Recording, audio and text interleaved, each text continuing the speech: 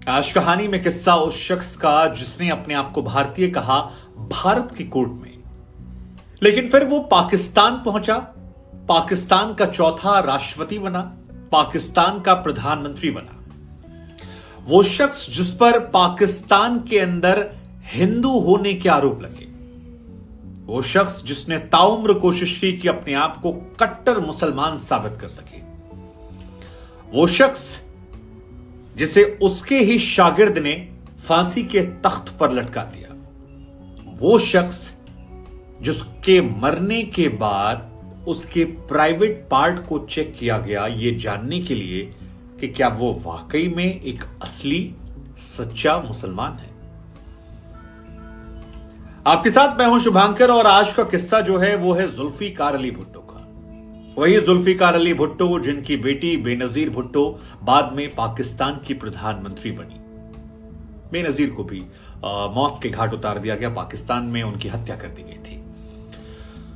उनके पोते बिलावल भुट्टो जो हैं वो अभी पाकिस्तान में विदेश मंत्री हैं। हो सकता है संभवतः शायद कल को प्रधानमंत्री बन जाएं, लेकिन आज जो कहानी है वो है जुल्फिकार अली भुट्टो की।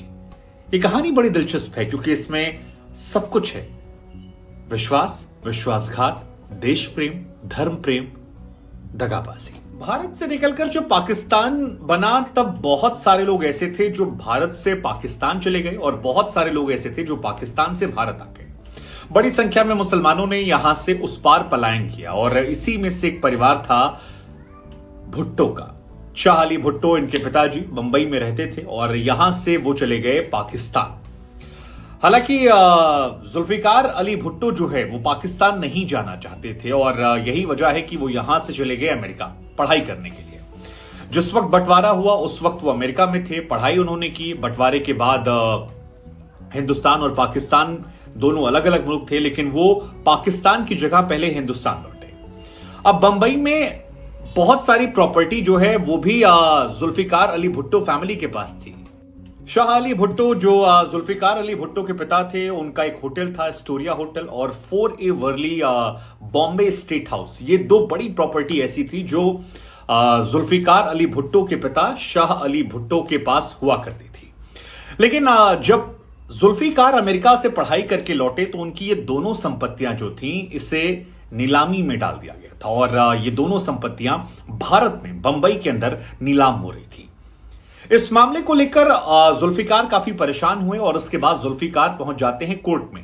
कोर्ट में उनका यह मामला पहुंचता है, उन्हें बुलाया जाता है और उनसे सवाल पूछा जाता है कि क्यों ना इस प्रॉपर्टी को बेचें। तब जुल्फिकार अली भुट्टो का तर्क यह था कि जिस दौरान भारत और पाकिस्तान का बंटवारा हुआ उस दौरान वो अमेरिका गए थे और अमेरिका जाते वक्त जिस पासपोर्ट का उन्होंने इस्तेमाल किया था वो पासपोर्ट पाकिस्तान का नहीं था, वो भारतीय पासपोर्ट पर यहां से पाकिस्तान की जगह अमेरिका गए थे और ऐसे में वो एक भारतीय हैं, उन्हें भारत का समझा जाए और इस नाते उनकी जो फैमिली प्रॉपर्टी है उसे नीलाम ना करने की जगह पर उसे उनके पास ही रहने दिया जाए।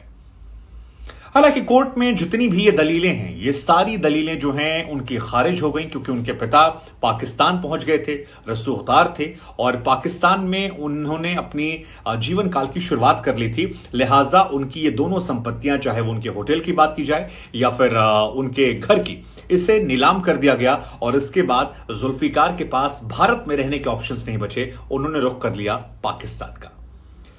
हालांकि पलायन की एक बड़ी दिलचस्प कहानी है कि मोहम्मद अली जिन्ना जिन्होंने पाकिस्तान की कल्पना की थी, आपको जानकर हैरानी होगी कि उनका परिवार जो है वो उनके साथ पाकिस्तान का रुख नहीं कर गया। प्रॉपर्टी शायद एक बड़ी वजह रही होगी, लेकिन ये जो वाडिया फैमिली है ये जिन्ना की फैमिली है और उनके परिवार के बहुत सारे लोग, यानी मोहम्मद अली जिन्ना की सबसे बड़ी फेलियर ये रहा कि उनकी फैमिली ने उनके साथ पाकिस्तान जाने से मना। भुट्टो डिप्लोमेसी में बहुत माहिर थे और इसका फायदा उन्हें पाकिस्तान जाकर हुआ। बहुत ही जल्दी पाकिस्तान की सियासत में वो एक बहुत बड़ा नाम बन गए और उनकी प्रसिद्धि, उनके डिप्लोमेसी का आलम यह था कि 1971 में 20 दिसंबर को उन्हें पाकिस्तान का चौथा राष्ट्रपति बना दिया गया। यह बहुत बड़ा कदम था उस शख्स को लेकर जो खुद को भारतीय होने का दावा कर रहा था कुछ दिन पहले कोर्ट में। प्रधान राष्ट्रपति बनने के केवल 2 साल के अंदर जुल्फिकार भुट्टो पाकिस्तान के प्रधानमंत्री बन जाते हैं। पाकिस्तान के सर्वोच्च नेता बन जाते हैं, सबसे ताकतवर शख्सियत वो बन जाते हैं। लेकिन उनसे एक गलती हो गई, और वो गलती थी भरोसा करने की। वो गलती थी अपने शागिर्द को चुनने की, जिसका नाम था जिया उल हक। जुल्फिकार भुट्टो की जो बायोग्राफी लिखी गई है उसमें नाम है बॉर्न टू बी हैंग। उसमें जो राइटर हैं उन्होंने एक बड़ा दिलचस्प किस्सा लिखा है कि कैसे जुल्फिकार भुट्टो एक दिन चाय पी रहे थे और चाय जो है वो छलक जाती है, उनके जूतों पर गिर जाती है। जिया उल हक जो है बगल में होते हैं और वो रुमाल से उनके जूते को साफ करने लग जाते हैं, जिसे उन्होंने पाकिस्तान का आर्मी चीफ बनाया था। इसके बाद जुल्फिकार अपना पैर उठाकर टेबल के ऊपर रख देते हैं, मानो वो जिया उल हक से कहना चाह रहे हो कि इसे सही तरीके से साफ करो। जिया उल हक जो उनके जूते को साफ करता है वो बाद में, अब जिस शख्स से जुल्फिकार अपने जूते साफ करवा रहे थे वो शख्स अपने दिमाग में कुछ और पका रहा था, और वो बहुत ही महत्वाकांक्षी शख्स था। सेना प्रमुख होने के साथ साथ उसकी महत्वाकांक्षा थी पाकिस्तान पर पकड़ करने की। और जिया उल हक ने इसके बाद 4 और 5 जुलाई साल 1977 को तख्ता पलट कर दिया। जुल्फिकार को गिरफ्तार कर लिया गया और गिरफ्तारी होने के बाद वो खुद पाकिस्तान का राष्ट्रपति बन गया। दरअसल गिरफ्तारी के दौरान ही एक मामला भी सामने आया जहां पर कस्तूरी करके इनके एक मित्र हुआ करते थे जुल्फिकार की, जो बाद में सियासी विरोधी हो गए। उनकी गाड़ी पर एक दिन कुछ हथियारबंद और नकाबपोश लोगों ने हमला कर दिया। इस हमले में कई गोलियां चली और कुछ गोलियां जो हैं वो इनके पिताजी को लग गई, जिसके बाद इन्होंने सारा आरोप लगा दिया जुल्फिकार भुट्टो पर। पाकिस्तान में ट्रायल हुआ और उसके बाद जुल्फिकार को फांसी के फंदे पर चढ़ा दिया गया। आपको जानकर बहुत हैरानी होगी कि दुनिया भर में उस वक्त ये चर्चा थी कि ये पूरा मामला जो था ये फेक मामला था, और जबरदस्ती इस झूठे मामले को सच्चा दिखाकर जुल्फिकार को फांसी के तख्त पर चढ़ाया गया। जिस दिन ये पूरी कार्रवाई होनी थी, गिरफ्तारी होनी थी, उस दिन वो आखिरी बार अपनी बेटी से मिले थे, अपनी पत्नी से मिले थे, और उसके बाद फिर कभी मिलने नहीं दिया। ये कहा जाता है कि बेनजीर भुट्टो और अपनी पत्नी से जब वो मुलाकात कर रहे थे, उनके साथ समय गुजार रहे थे, तब पाकिस्तान के अधिकारियों ने उनसे कह दिया था कि ये आखिरी लम्हा है, इसके बाद आप अपने परिवार की शक्ल कभी नहीं देख पाएंगे जीते जी। लेकिन शायद ही किसी को यह मालूम था कि जीते जी तो छोड़िए, मरने के बाद भी उनकी शक्ल जो है वो पाकिस्तान में उनके परिवार वालों को देखने को नहीं मिलेगी। जिया उल हक की अगुवाई में इस फांसी की कार्रवाई को अंजाम दिया गया। फांसी की कार्रवाई जब हो जाती है उसके बाद इनका शव जो है जब इनके पैतृक गांव पहुंचा तो कहा जाता है कि इनकी पत्नी और बेनजीर भुट्टो को उसके दर्शन करने नहीं दिए गए, लास्ट टाइम उन्हें देखने नहीं दिया गया, और इनके अंतिम संस्कार जो है वो कर दिया गया था।